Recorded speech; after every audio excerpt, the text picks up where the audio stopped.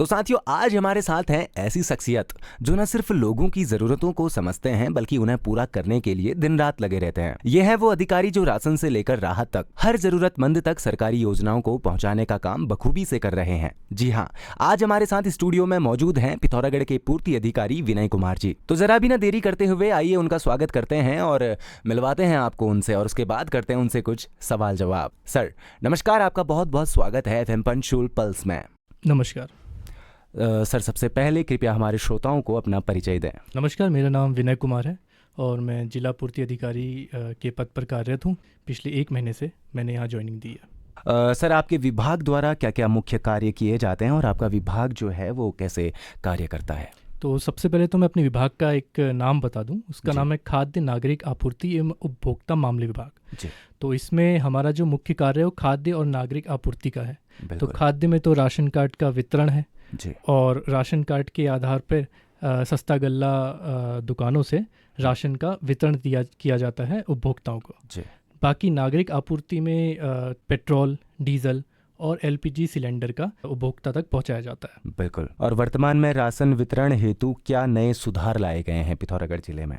वर्तमान में जो सबसे बड़ा सुधार लाया गया है वो है डिजिटाइजेशन का, क्योंकि भारत डिजिटाइजेशन की तरफ बढ़ रहा है। तो इसी पर चलते हुए हमारा विभाग भी अब ई-पॉश मशीन ला चुका है, जिसमें कि अब जो उपभोक्ता हैं वो अपने फिंगरप्रिंट के माध्यम से राशन ले सकते हैं। उन्होंने कितना राशन लिया है वो सब दिख सकता है, और यदि राशन में थोड़ी सी भी कमी अगर होती है तो उस पे हम ऑनलाइन मॉनिटर करके राशन वितरण जो दुकान है उसके खिलाफ हम उचित कार्रवाई कर सकते हैं। बिल्कुल, ये तो बहुत अच्छी बात है। तो सर कभी कभी सुनने में आता है कि कुछ लोगों को उनका जो कोटा है, जो राशन है, वो पूरी तरीके से नहीं मिल पाता है, पूरा नहीं मिल पाता है। तो इन मामलों में विभाग किस तरीके से कार्य करता है? तो जैसे मैंने बताया कि ई-पॉश के माध्यम से हम राशन वितरण करना शुरू कर दिया है जी। अब ई-पॉश के माध्यम से ही हम बायोमेट्रिक प्रणाली द्वारा खाद्यान्न का वितरण करते हैं, जिससे कि उपभोक्ता स्क्रीन में देख के ये तसल्ली कर सकता है कि उसे उतना ही राशन मिला है जिसके लिए वो पात्र है या नहीं। तो उक्त का समय समय पर संबंधित जो क्षेत्र के पूर्ति निरीक्षक है वो निरीक्षण भी करते हैं। यदि फिर भी उपभोक्ता की ऐसी शिकायत प्राप्त होती है कि उसे पात्रता के अनुसार राशन नहीं मिला, तो जो FPS शॉप है, सस्ता गल्ला दुकान, उसके विरुद्ध दंडात्मक कार्रवाई की जाती है। और सर जिला पूर्ति विभाग आम जनता को राशन और अन्य सरकारी सुविधाएं समय पर कैसे सुनिश्चित कराता है?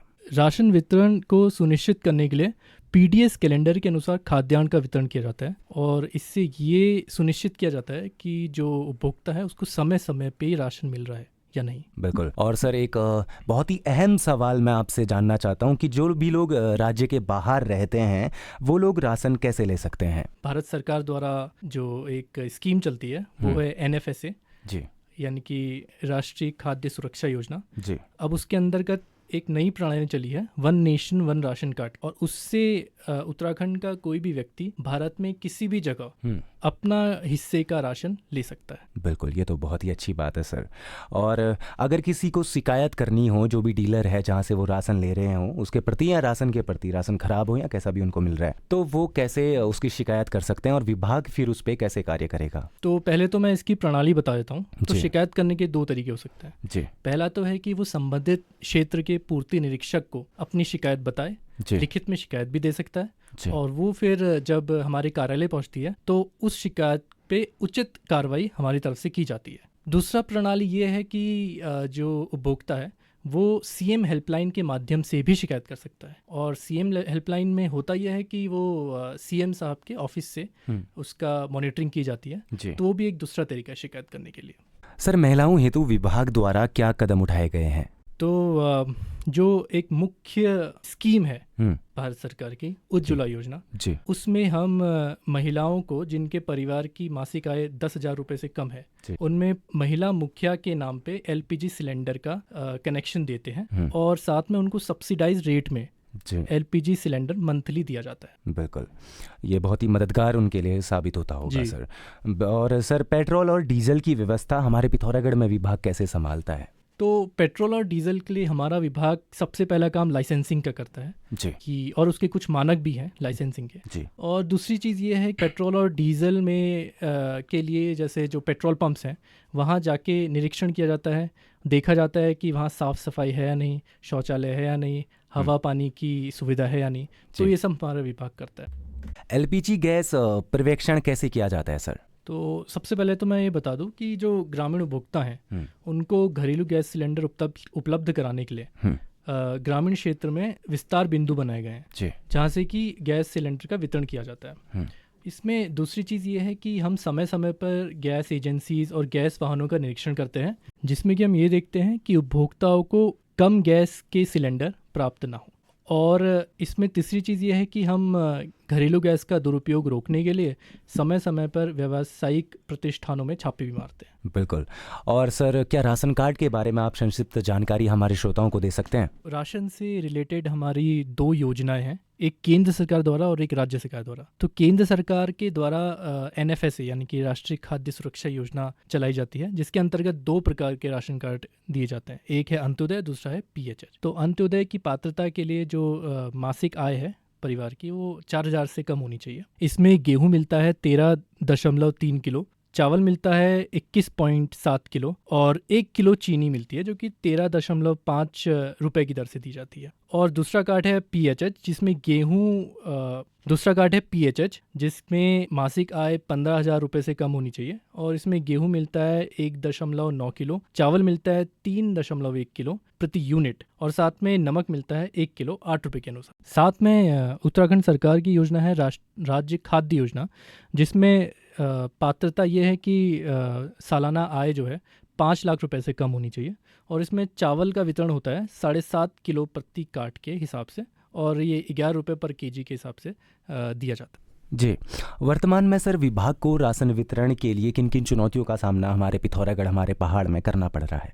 देखिए, पिथौरागढ़ तो पहाड़ी क्षेत्र है और गांव काफ़ी दूर दूर हैं और साथ में कुछ क्षेत्र जैसे धारचूला, मुनस्यारी ये आपदाग्रस्त भी हैं।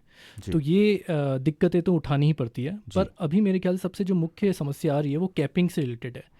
इसमें है क्या कि जो PHH और अंत्योदय के कार्ड हैं उसमें भारत सरकार द्वारा हमको एक फिक्स्ड कोटा दिया गया है। तो अब जो नए पात्र लोग हैं उनको क्योंकि कोटा फिक्स्ड है इसलिए वेटिंग में रखा जा रहा है और कुछ को 1-2 साल वेटिंग भी आ जाता है। तो इस समस्या से निपटने के लिए हम कर ये रहे हैं कि सारे जो कार्ड हैं उनका सत्यापन कर रहे हैं, जिससे कि जो अपात्र कार्ड होंगे उनको हम निरस्त कर देंगे और जो वेटिंग में पात्र लोग हैं वो इसमें आ जाएंगे। पर फिलहाल इन सब से निपटने के लिए हम ये कर रहे हैं कि जो राज्य खाद्य योजना के जो कार्ड हैं वो तो हम बांट ही रहे हैं। बिल्कुल। अब आखिरी सवाल सर मेरा आपसे ये है कि जिला पूर्ति अधिकारी होने के नाते पिथौरागढ़ के, तो यहाँ के आप आम लोगों से और जितने भी राशन डिस्ट्रीब्यूटर हैं हमारे पिथौरागढ़ में उन तक अपना क्या मैसेज कन्वे करना चाहेंगे FM पंचूल पल्स के माध्यम से? तो मेरा सबसे महत्वपूर्ण संदेश यही होगा कि यहाँ पे जागरूकता की बहुत ज़रूरत है। तो सबसे पहला तो ये है कि राशन लेते वक्त आप ये चेक कर लें कि आपको जो राशन मिल रहा है वो पात्रता के अनुसार ही मिल रहा है या नहीं। दूसरा है, आप जब सिलेंडर्स लेते हैं, LPG सिलेंडर लेते हैं तो कृपया तोल के लीजिए कि कम तो नहीं है। तीसरा है कि आप ऑनलाइन सेवाओं का फ़ायदा उठाया करिए, क्योंकि ऑनलाइन सेवाओं से आपका कार्य काफ़ी जल्दी हो सकता है। और चौथा मैं ये बोलना चाहूँगा कि यदि आप में से कोई जो सुन रहा है वो अंत्योदय या PHH कार्ड के लिए अपात्र है और फिर भी उसके पास कार्ड है, तो कृपया करके अपना कार्ड वापस लौटा दीजिए ताकि जो पात्र व्यक्ति या परिवार है उसको वो कार्ड मिल सके, उसको वो सुविधाएं मिल सके। जी बहुत बहुत धन्यवाद सर FM पंचूल पल्स में आकर कितनी महत्वपूर्ण जानकारी हमारे श्रोताओं के साथ साझा करने के लिए। बहुत बहुत धन्यवाद सर। आपका बहुत धन्यवाद।